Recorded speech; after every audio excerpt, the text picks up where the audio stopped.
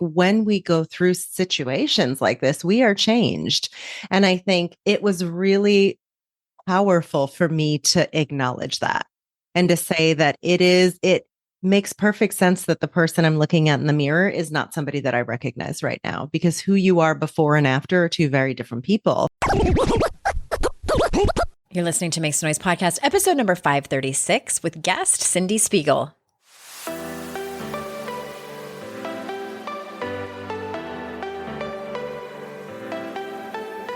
Welcome to Make Some Noise podcast, your guide for strategies, tools, and insight to empower yourself. I'm your host, Andrea Owen, global speaker, entrepreneur, life coach since 2007, and author of 3 books that have been translated into 18 languages and are available in 22 countries. Each week, I'll bring you a guest or a lesson that will help you maximize unshakable confidence, master resilience, and make some noise in your life. You ready? Let's go. Hello, everyone. Welcome to another episode of the podcast. I am so glad that you're here and that you came to join us. I have, per usual, another amazing interview for you. But before we jump into that, I wanted to let you know that my current one-on-one coaching practice is full. But if you wanted to grab a spot for the fall, I know a lot of people like to jump on in the fall. It feels like, new year a little bit, especially if you have kids and the school year starts and things just kind of shift and you need that support. Maybe you're going through a transition. Maybe you have a hard decision to make. You are feeling stuck. Any of those places. I also do consulting as well. If you head on over to andreaowen.com/consulting, you can read about the services that I offer there. But if you think you might want some support, head on over to andreaowen.com/apply. That's where the coaching application is. Sometimes even just filling out that application can help you get clear on what it is that you're looking for. And then we'll be in touch and we can take the next steps from there. So on with the show, shall we? Today, I'm bringing you a woman that I found on social media, and I absolutely loved the name of her Instagram handle, which you'll hear about it in the episode as well as in her bio. So let me tell you a little bit about her. Cyndie Spiegel is a born storyteller turned writer. She's an aspirational voice and an igniter of powerful conversation around self-acceptance, integrity, and joy. She's a former fashion executive, adjunct professor at Parsons School of Design and Fashion Institute of Technology, and holds a master's of professional studies. She's also a TEDx speaker and a certified yoga and meditation teacher. Her honest storytelling, vulnerable self-inquiry, and penchant for swear words have made her a sought-after speaker for conferences, brands, and organizations, and she has been featured in publications such as Forbes, Glamour, Teen Vogue, and HuffPost. She currently lives in New Jersey with her very handsome photographer husband, 2 cats, way too many patterns, and an excessive number of houseplants. She's the founder of Dear Grown Ass Women, an inclusive and highly relatable social community for women 35 plus, and she is also the author of A Year of Positive Thinking. So without further ado, here is Cyndie. Cyndie, thank you so much for being on the show. Oh, it's my pleasure to be here. It's my absolute pleasure. I'm excited to jump in. And I want to start kind of with your story a little bit, because I know that, like many of us, myself included, 2020 kind of was hard for you. So can you tell us what happened? Yeah, I don't even know if hard is the right word. I don't know what the hell it was. But in 2020, as we all went into this global pandemic, collectively, I did what everybody did, or what Instagram told me to do, which was make banana bread, practice yoga, watch a lot of TV. And that's what I did for the first 3 months. And in May 2020, as Black Lives Matter took the global stage, my 32-year-old nephew was murdered walking to a friend's house. That's the kind of thing, that sort of tragedy that doesn't actually happen to you. It happens on TV, it happens on podcasts, it happens everywhere else, but it doesn't actually happen to you until it does. Within 4 months of my nephew being killed, my beloved mother passed away unexpectedly.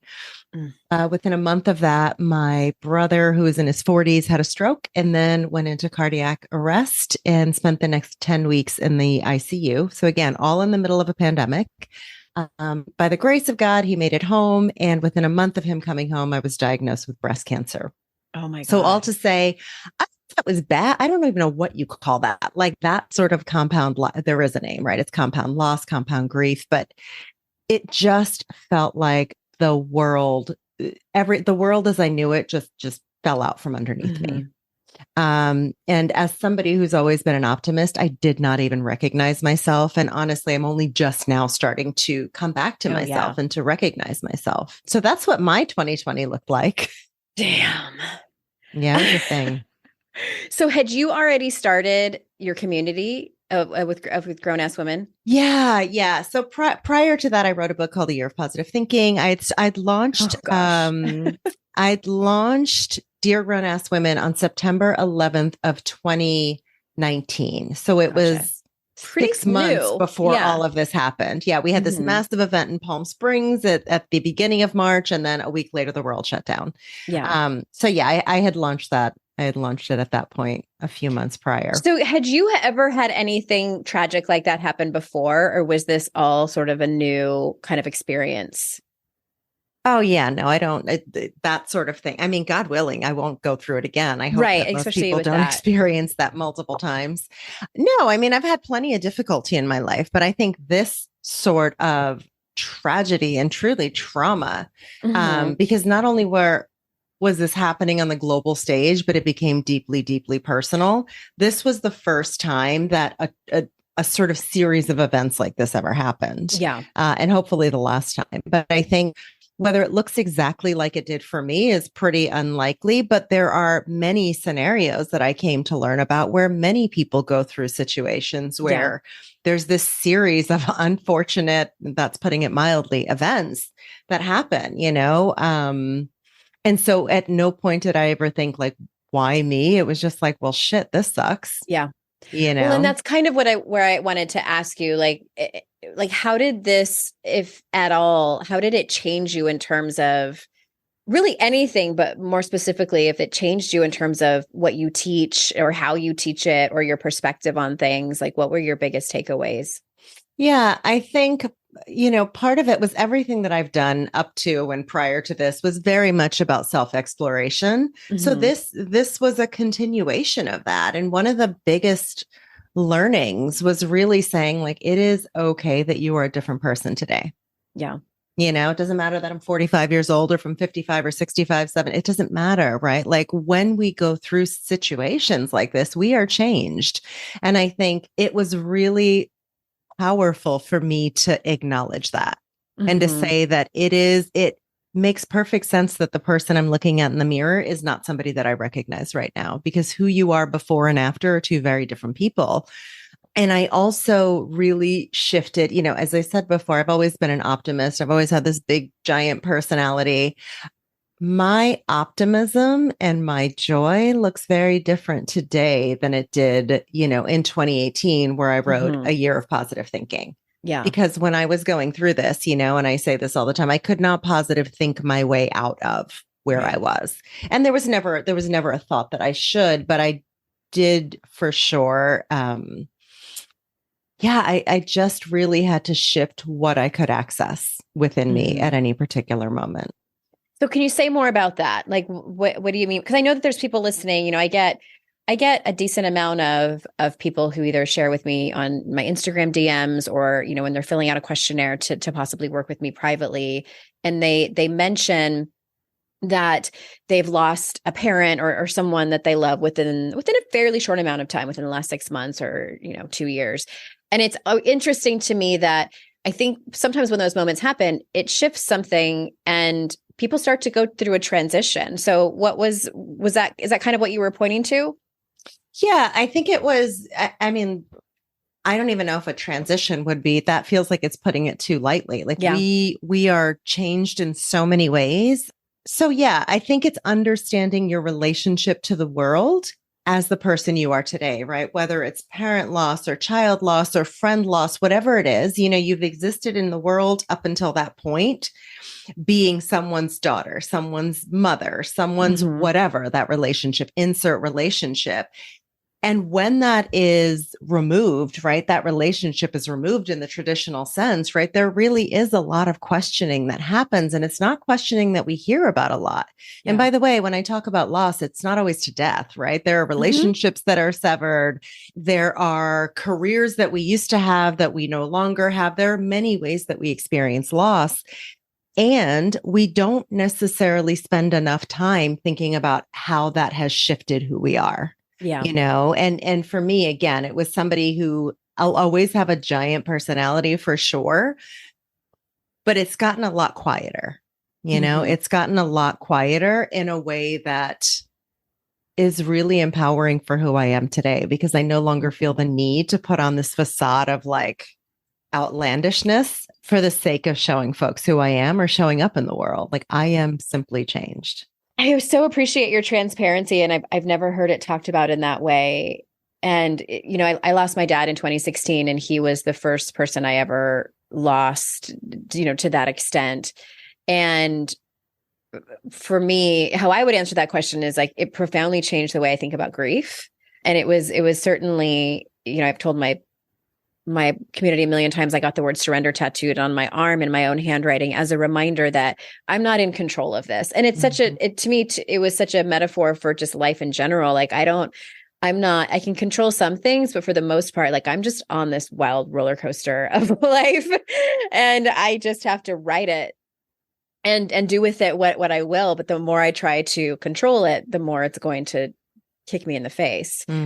So kind of switching gears, and I know your book is called Micro Joys, Finding Hope, Especially When Life Is Not Okay. So talk to us about micro joys. Like, what are those, and how do you incorporate, like, how are they helpful for you? Yeah. So a micro joy, what I've come to call a micro joy, are these easily accessible moments of joy that exist regardless of our current circumstances. So, for example, when we were preparing for my nephew's service, right, my family and I were we pulled out old photo albums and we were looking at those, and we started through tears laughing hysterically because we were able to instantly bring ourselves back to that moment when he was 5 years old, when he was 8 years old, when he was 10 years old, when he was graduating high school, and he was a funny kid, right? And so it really got me thinking later about what was that thing that I was able to access even while grieving, right? How was I able to laugh? Because that's not something we're told is acceptable, right? That's not something we've come to know is acceptable when we are moving through loss of any kind, is to laugh or to find joy in any way. And so it would show up in situations like that. Or, I would be walking down the street and notice new flowers blooming in spring, or I might be having a conversation with a stranger at my local cafe. These are things that can seem very ordinary, but they're actually quite joyful when we pay enough attention to them, right? And what they are these moments of respite that break up everything else that's happening, right? When you are in the midst of grief, it doesn't serve you or me or any of us to sit in it 24 hours a day. Yeah. Right. So these moments, these things that exist, regardless of what we're going through, like the conversation at the cafe or the flowers that are blooming anyway, right? Those are all micro joys. They're not something that you have to reach very far to access. They are not something that you need to really find. They're always there. We simply have to notice them. Now, what was your understanding of micro joys before I sort of shared that definition? I had a feeling I knew what it was, and I follow you on Instagram. So, I cheated and I know, but I love that. And I think for some people it comes a little more naturally. Don't you think? And others have to work at it a little bit. And I don't think there's anything wrong with you if you're the type of person that has to work at it. The great news is that and you can focus on it. But I do that when I find a really great parking spot. I'm like, micro joy, regardless of what else you're going through. Yes. I mean, even if I'm already having a good day, or I find $1, I wave it around and I'm like, unexpected income. I'm a money magnet, and just silly things like that. But yeah, I think especially I want to just emphasize what you said, when you're in some kind of difficult time, or if you're in grief, I try in this community to bring a sense of humor to personal development because I talk about shame a lot and like the inner critic, and that can be some heavy shit. 100%. Well, I need to take a quick break. And when I get back, I want to ask you about advice that you have for women who are on the verge of a big change. So we'll be right back.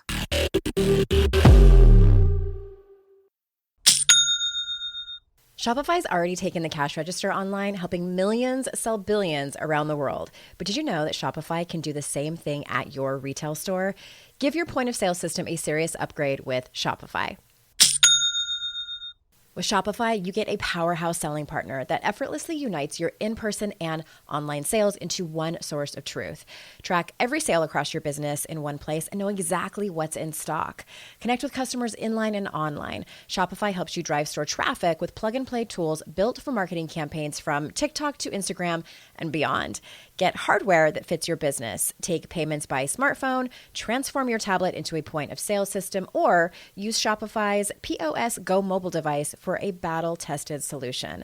Sign up for a $1 per month trial period at shopify.com/noise, all lowercase. Go to shopify.com/noise to take your retail business to the next level today. Shopify.com/noise. Today's podcast is sponsored by MIDI Health. Ladies, are you over 40 like me and dealing with hot flashes, insomnia, brain fog, moodiness, some vaginal dryness, or weight gain? Don't just accept it as part of aging. These symptoms are often linked to hormonal changes during perimenopause and menopause. At MIDI Health, they get it. Their experts know what you're going through and how to help. MIDI clinicians are menopause specialists offering safe, effective, FDA-approved solutions. And guess what? MIDI care is covered by insurance. So stop pushing through it alone. Schedule a virtual visit and dive deep into your unique symptoms and health background. You'll walk away feeling heard and with a plan to start feeling better. Visit MIDI Health today and reclaim your well-being. You deserve to feel great. Book your virtual visit today at joinmidi.com. That's joinmidi.com. joinmidi.com.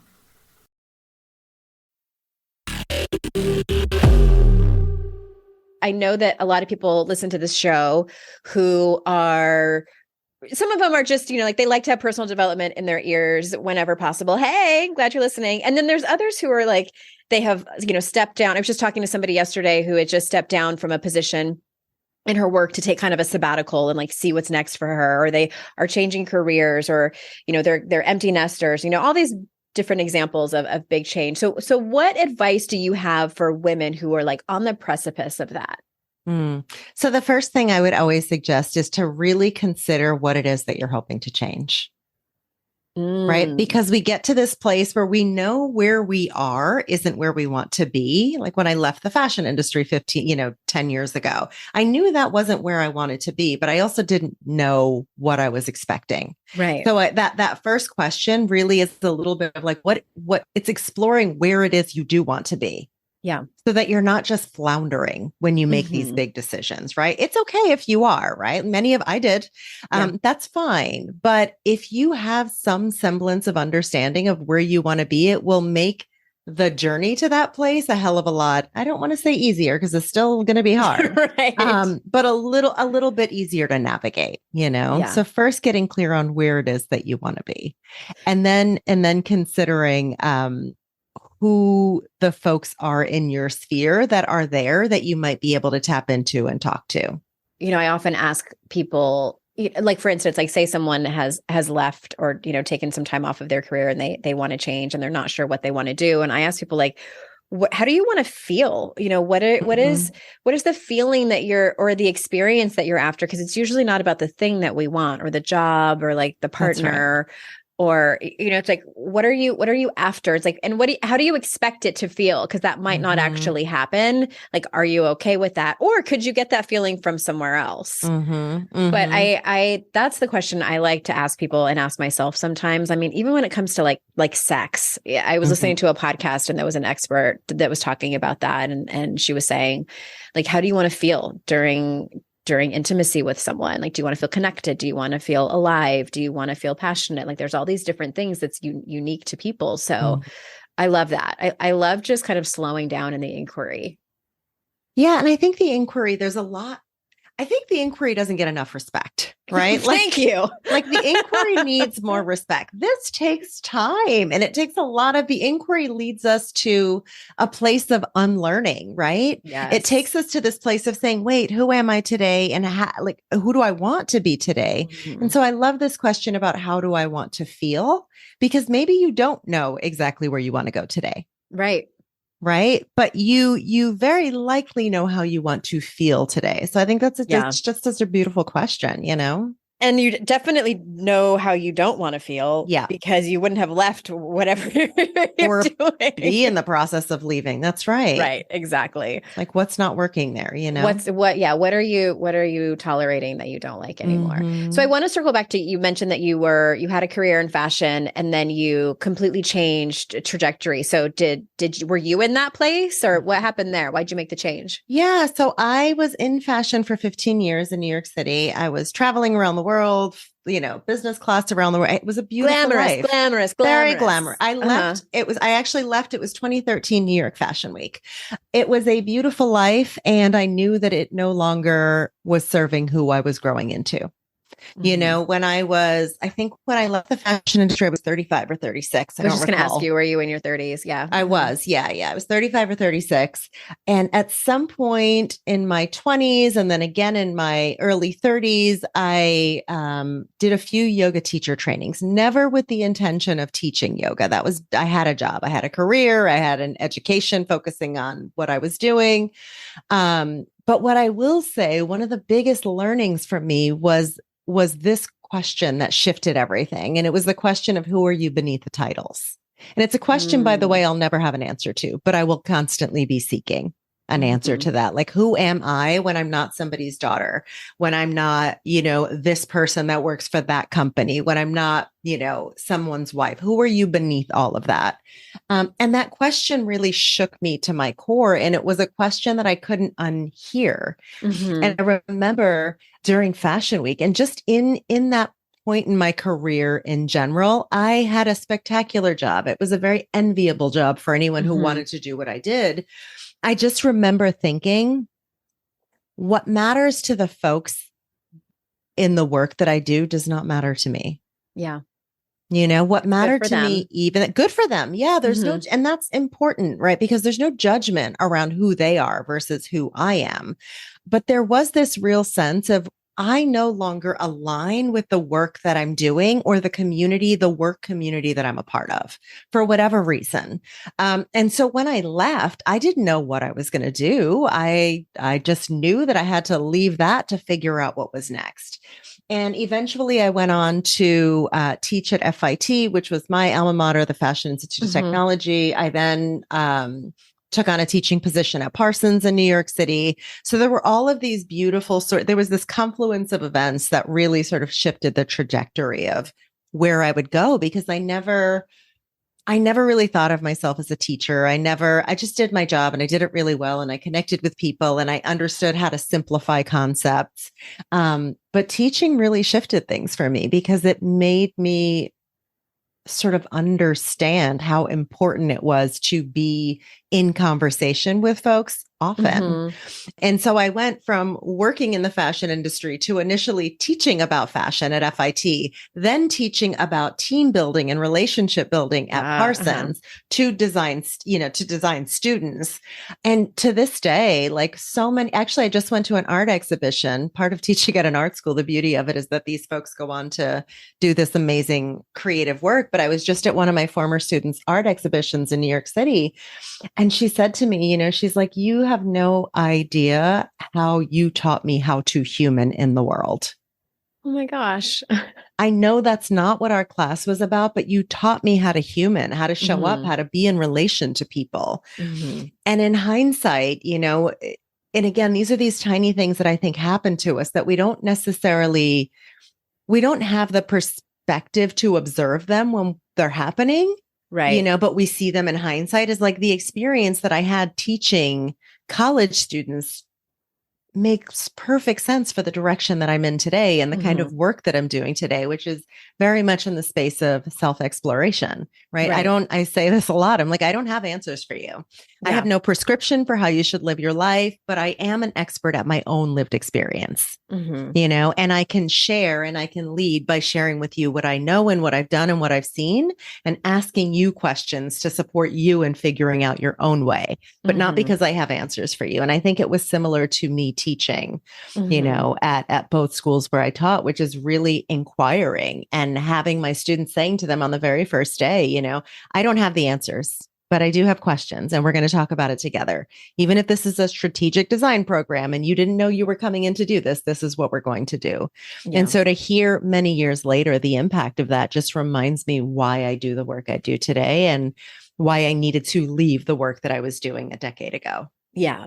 And the inquiry is life coaching 101. It's like you direct the client to learn about humaning in their life by asking a lot of questions instead of having all the answers. I want to ask you on that same note though, because I think sometimes we can hear people's stories of, the example that you gave of a pretty massive career transformation. I had one too. I was originally, not a whole lot of people know this, but I got my associate's degree in fashion merchandising from a fashion school in San Diego, honestly, because I liked clothes and didn't know what else to do. Like I had no direction. And I worked as an assistant buyer. I did some really fun things, but ultimately it was not the industry for me, and then ended up in the fitness industry and then ended up here. But I think that sometimes we can hear these stories and they seem seamless and like so fun and paved in gold. Like, were there challenges along the way that you wouldn't mind sharing? Yeah. I mean, I think for me, there was always a friction that I just didn't have the language and I wasn't aware enough of. There was a friction between, in some of the conversations that I would have, the things that matter to people that didn't matter to me. I remember, and again, at the time I was working in luxury fashion, the things that would bother people. Anna Wintour would walk into our office I'll let you Google if you don't know who she is, but she would walk into the showroom and it was like people would scatter. And there was just this relationship that people had and this hierarchy that was acceptable, that was never acceptable to me. And I think that that's very common in the fashion industry. It's very common in industries, and I think probably many spaces in art in general, but there was just a friction there around a lot of that never aligned with me. And I had to get to a place in my own life where I recognize that I need to make a decision around it. And I think for many of us, we know when something doesn't feel right, but we are sort of programmed in a way to move through the world, make things as easy as possible. So just brush it off, brush it off, brush it off, brush it off, brush it off, until we get to a place where it's like, you know what? I don't want to brush it off anymore. This is not what I believe in. These are not the kind of relationships I want to have. My job wasn't difficult. There was nothing outwardly that anybody would look and go, oh, she needs to do something different. It wasn't, right? I wasn't miserable. I wasn't. And I think that's important to know too, right? Because sometimes I think when we hear that somebody pivoted, it often feels like they were in this terrible situation and it changed. I wasn't in a terrible situation. I was in a perfectly acceptable situation. In fact, it was a beautiful situation for many people, but it wasn't for me. And that's ultimately what it comes down to, So were there, I'm sure there were struggles along the way, like anybody would have working with other people, but there was no massive shift for me where I said, I have to get the hell out of here. It wasn't that. It felt much more natural. Yeah. It just felt like it's time. I was working in Tuscany. Like, how beautiful is that? Working with these makers who do these fancy shoes and accessories. It wasn't going to get any better. This was it. And if this didn't make me feel like I had it, like I was happy, then I wasn't going to be happy. And I was very clear on that. When you reach a certain place in your career, and you can recognize with perspective how incredible it is, but also recognize that it's not necessarily the same for you as it is for other people. That's a powerful place to be, because then you can shift. Yeah. You can ebb and flow, Yeah. I had a similar but very different experience in Southern California. And I was very young. So when I was an assistant buyer for a chain of surf shops, and with 40 plus stores. And I got to go to trade shows and rub elbows with the people that worked at these surf companies that are very well known. And in Southern California, it was a very cool girl job. Mm-hmm. And it was awful. It was awful. Mm. Like the only thing that kept me there was being able to go to these trade shows like twice a year. And it was only twice a year.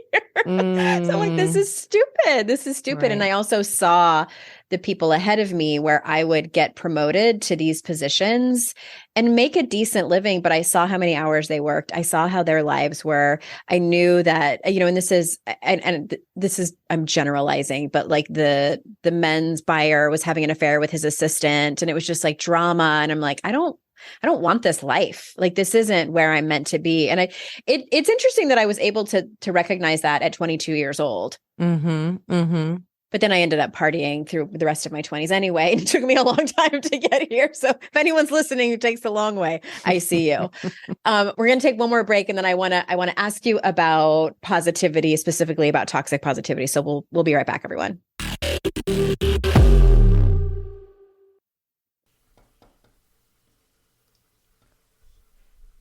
Fast forward to the end of 2024 and think about your goals. What can you do right now to give yourself the best chance of succeeding? If you want to learn a new language, you absolutely should get Babbel. Don't pay hundreds of dollars for private tutors or waste hours on apps that don't really help you speak the language. Babbel's quick 10-minute lessons are handcrafted by over 200 language experts to help you start speaking a new language in as little as 3 weeks. Babbel's designed by real people for real conversations. Studies from Yale, Michigan State University, and others continue to prove Babbel is better. One study found that using Babbel for 15 hours is equivalent to a full semester at college. Now it's so easy to speak simple conversation phrases with the guy that takes care of my lawn without having to consult language apps. Here's a special limited time deal for our listeners. Right now, get up to 60% off your Babbel subscription, but only for our listeners at babbel.com/noise. Get up to 60% off at babbel.com/noise, spelled BABBEL.com/noise. Rules and restrictions may apply. I have definitely been in that place where my paycheck ran out before the next one got here. Life doesn't happen bi-weekly, so why should payday? The money you earn can be in your hands today with Earnin. Earnin is an app that gives you access to your pay as you work, up to $100 per day or up to $750 per pay period. Just download the Earnin app and verify your paycheck. Then access up to $100 a day as you work and leave an optional tip. Any money you access plus tips are automatically repaid from your next paycheck. You can use Earnin to pay for a girls' night out, a last-minute gift for a loved one, or even summer camp for the kids. Make Earnin a part of your financial routine and join Earnin's over 3.5 million customers who say things like, when I think about Earnin, I think about financial stability, security. It gives me a lot of peace of mind. Download Earnin today, spelled EARNIN, in the Google Play or Apple App Store. When you download the Earnin app, type in noise under podcast when you sign up. It really, really helps the show. Noise under podcast. Subject to your available earnings, location, daily max, and pay period max. See earnin.com/TOS for details. Earnin is a financial technology company, not a bank. Bank products are issued by Evolve Bank and Trust, member FDIC.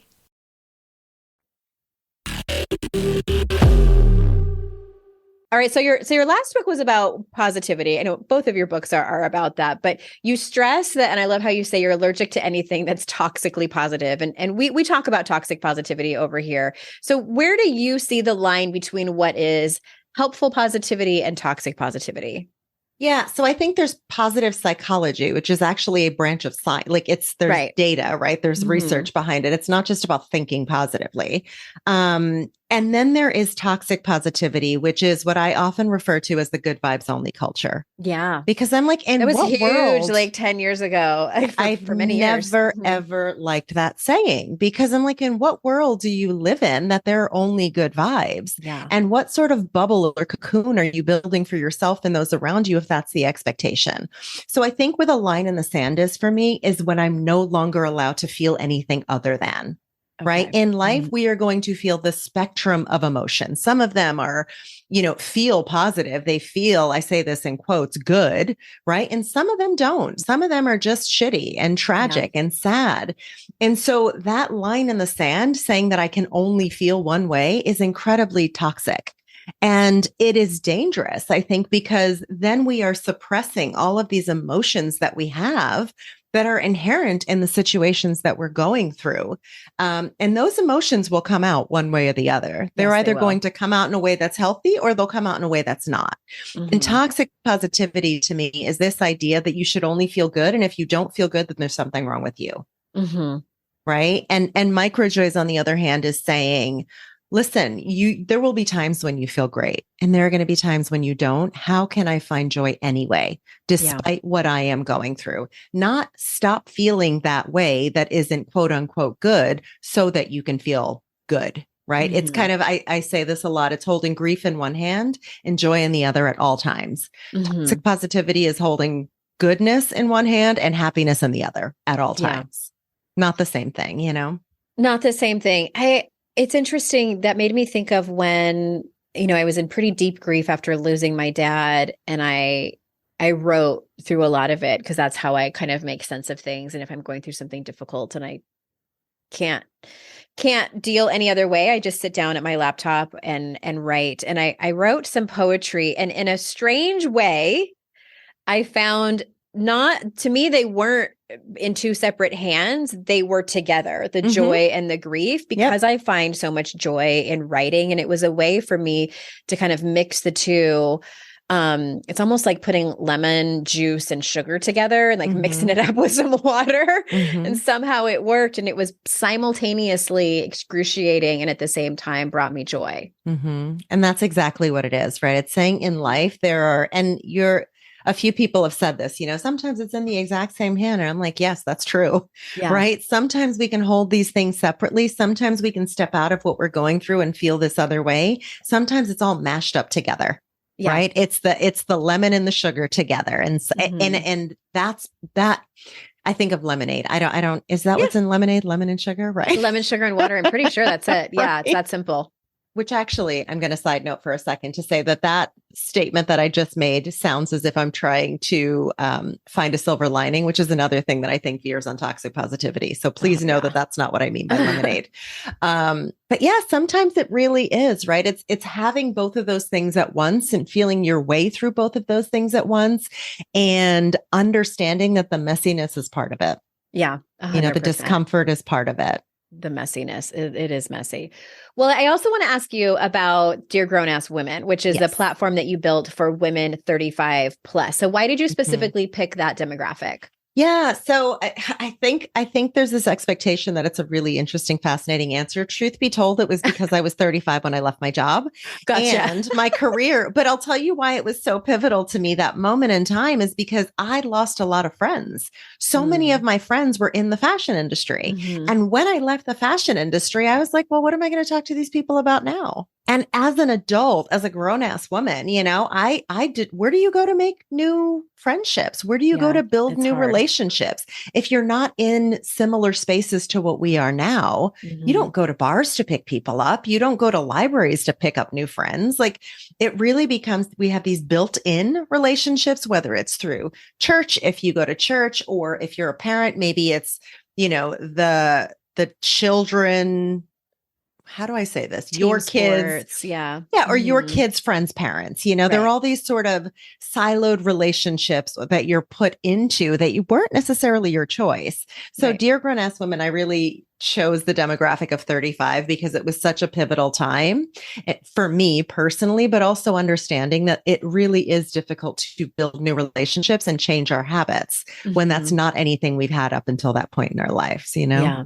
So can women join who are under 35? Because we do have some of those listeners. Oh, you have to, it's exclusive. It is. It's fairly exclusive. But what I will just say, I often get that question or DMs in our inbox. And I'd say, we're going to be waiting for you. We'll be waiting for you. We'll save you a seat. Yeah. And there's there are so many places for folks to go that aren't 35, but we'll wait for you. We'll hold a spot.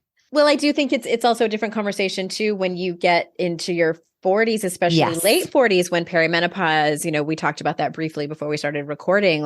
This is a very different conversation I'm having with my friends now who are in our late 40s, early 50s. That's right. Than we were having when I was in my early 30s. It was different.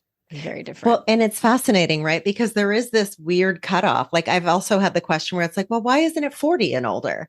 And to me, there's this weird place at 35 where you're still floundering a little bit, right? Because you're like, well, I'm not really in my early 30s anymore, but I'm also not quite 40. So it's interesting, even, when we do events and things, the conversations or the questions that come from someone who's 37 versus someone who's 47 or 57.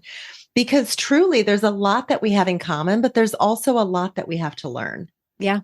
Right. And so I think being in that space is incredibly supportive for folks because to your point, it's like you're having conversations now that you were not having when you were 30. One of the things that I love about, and I've talked on the show several times about how I've struggled with aging in just terms of like my appearance changing and how beauty and youth are currency in this culture. And when it starts to go away, we kind of, some of us like grapple with our identity and things like that.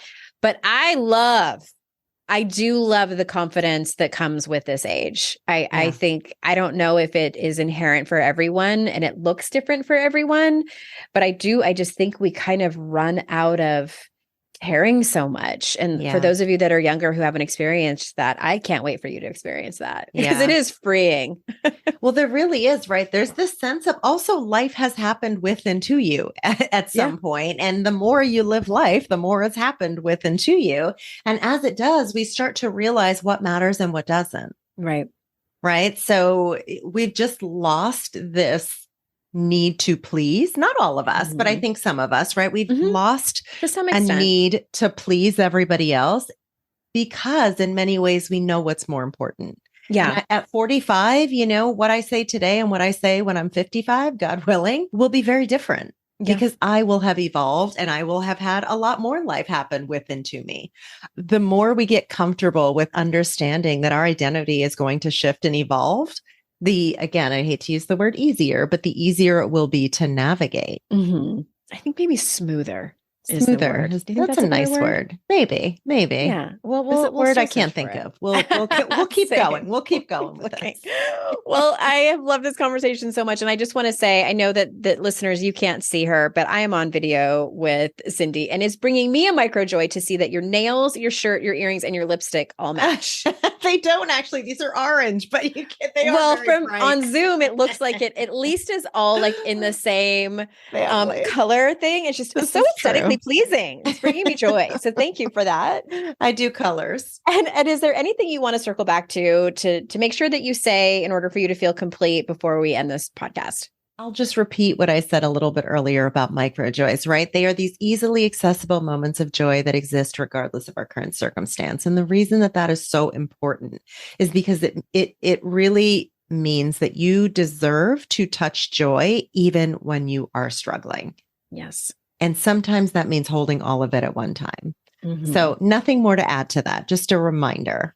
You deserve to touch joy even when you are struggling. I love that. Right. Tweet that, everybody. And is there where do you want to send people so they can learn more about you? I know that your book, we will have that link in the show notes, of course, but where else? They can come to my website, which is at Cyndie Spiegel. I am also on Instagram and LinkedIn at Cyndie Spiegel, and I'd love to meet anyone there.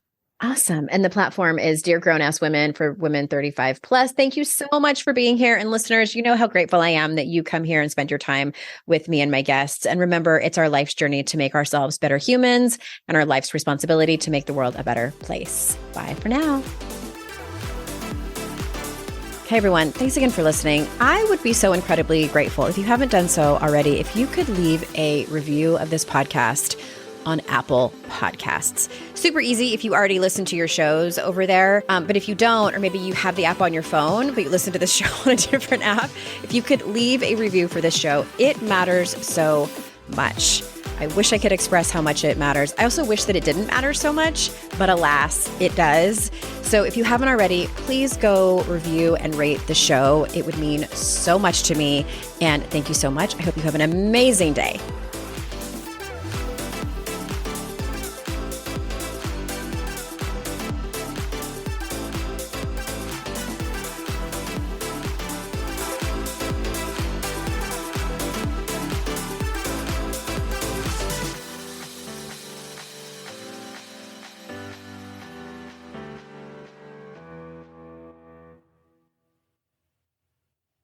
I'd like to introduce you to the Minimalist Moms podcast.